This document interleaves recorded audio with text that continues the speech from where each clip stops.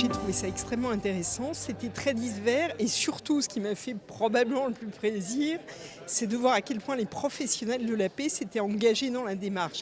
Alors finalement, ce n'était pas très surprenant parce que les professionnels de la paix passent leur temps à se demander qu'est-ce qui sera le moins nocif pour leurs patients. C'est vraiment la démarche à la fois coût-efficacité, certes, mais surtout bénéfice-risque.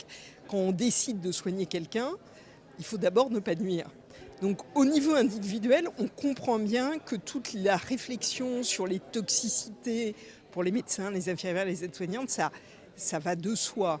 Dès lors, on peut facilement élargir au problème de la santé de la population et plus d'un individu. Et là, on entre dans la réflexion d'un hôpital qui est un formidable producteur de déchets, consommateur d'eau, d'énergie, ça a été dit par le directeur général, mais c'est vrai qu'on a des effluents toxiques.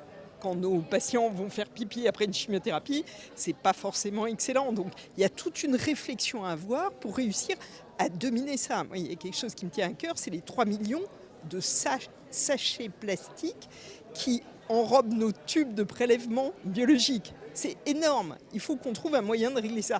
Et il y a une vraie démarche de réflexion qui s'est faite. Alors après, ça permet d'ouvrir sur la réflexion, c'est du temps, il faut se poser, il faut prendre le temps, et moi j'ai souhaité conclure là-dessus. Probablement à la paix, il faudra aussi trouver dans le développement durable une façon d'apporter du temps, d'avoir des projets chronophores qui apportent du temps. C'est probablement ça l'avenir pour l'hôpital. Mais en tout cas, moi, je suis ravie d'avoir participé à cela. C'était très intéressant.